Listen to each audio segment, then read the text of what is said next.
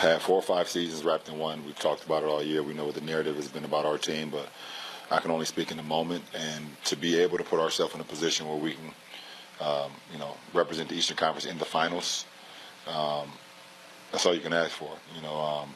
So we're excited about being a part of the Eastern Conference Finals once again and have an opportunity to compete for a championship.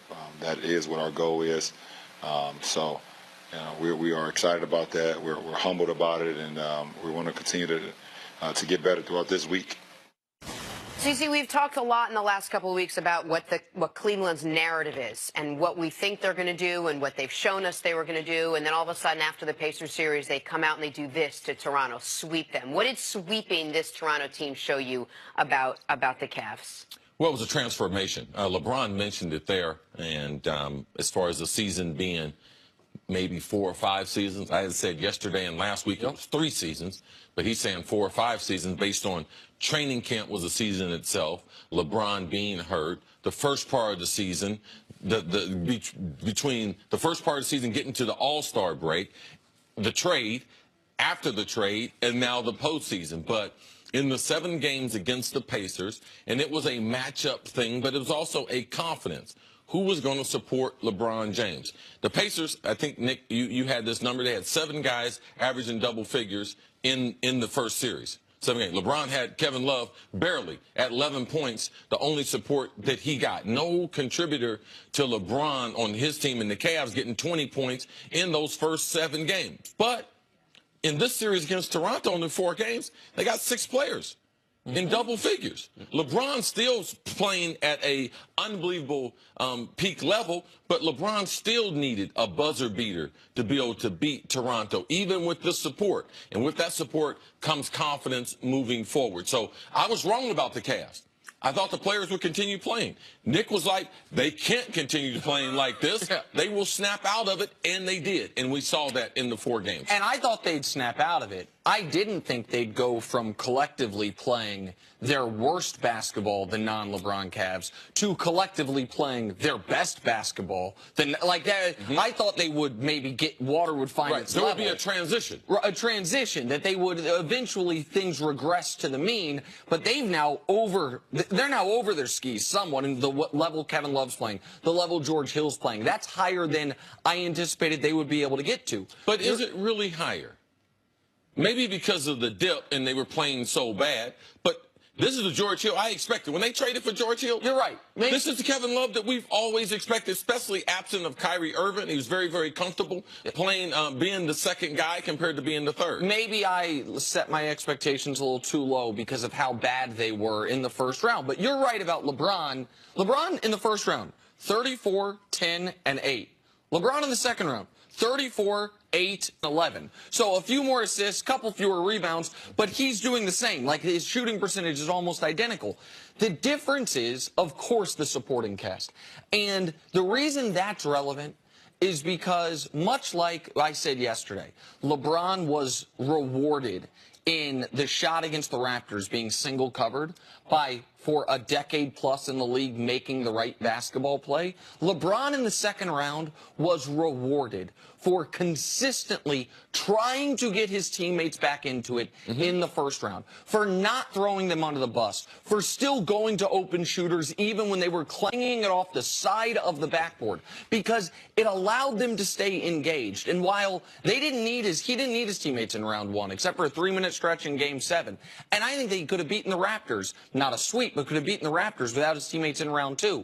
You're going to judge LeBron by championships. People are going to judge LeBron by, at the very least, getting to the finals. They're not going. He knew, I can't win 4 playoff rounds by myself. I might not be able to win 3 playoff rounds by myself. Might be hard to win 2 playoff rounds by myself. So if I do not keep these guys engaged and do not continue to show faith in these guys, our season's going to end. We just don't know when.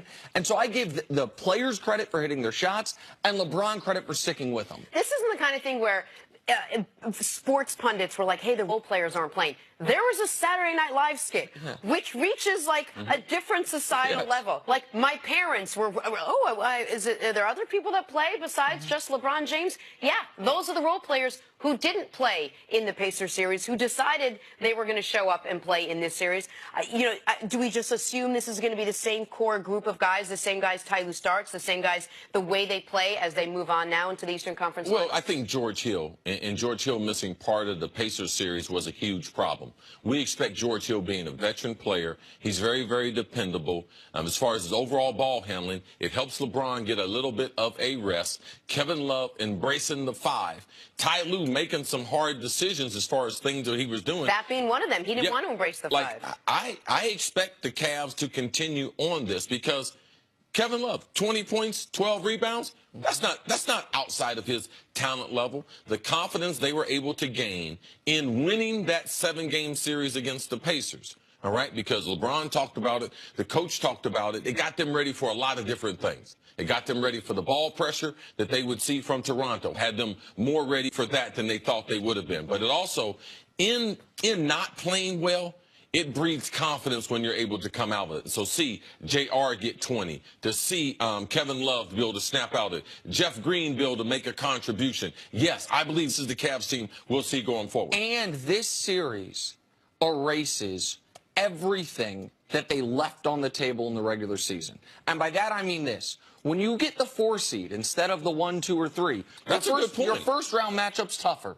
And so guess what? It took you 7 games. And when you go 7 games, then all of a sudden, because you're the 4 seed, you're playing the 1, that now you're playing every other day. LeBron talked about that before the series. We're the only series that doesn't get 2 days off. So all those things that because they had been not great for 89 games, you're the 4 seed. You don't have extra rest. Well, now they're going to have more rest than anyone in the playoffs. They're the first team to advance to the conference finals. They're going to be on the road against Boston in the conference finals. That's a comfortable place for them. That is exact place they were in last year. They'll still, most likely, steal home court from them in the first game of that series. And so that's what the Cavs were able to do. I want to mention one thing about what the Raptors did, but go ahead, see. You look like you would. No, I just thought it's the irony to where the Cavs are, the way it started off 2 weeks ago. Golden State, how many games have they lost in the playoffs? Golden State has lost 2 games in the playoffs. Houston, how many games have they lost? They've lost 2 games in the playoffs. And the Cavs are done round 1 and the semifinals. They only lost 3 games. They've lost 3 games. But they're done. Right. But you would think that it's right now, Golden State and Houston here are the best records in the NBA playoffs so far. Good by winning percentage. Golden State and Houston, 7-2. I'm sorry, 6. No, that's correct. 7-2. Cleveland, 8-3. Those are the 3 best records in the playoffs. Those were the 3 teams that by the midway point of the year you probably thought were going to be the best teams. The losses came in a different order, and so it feels different, but it's about right for where it should be. Before we move on, just quickly, what happened to Toronto in this series? Well, I can give you an idea of what happened to Toronto. I know people want to fire their coach. We'll get into that. Yeah. I understand that the Cavs have now won 10 consecutive playoff games against the Raptors. But let me just show the audience. We haven't done a blind reveal in quite some time.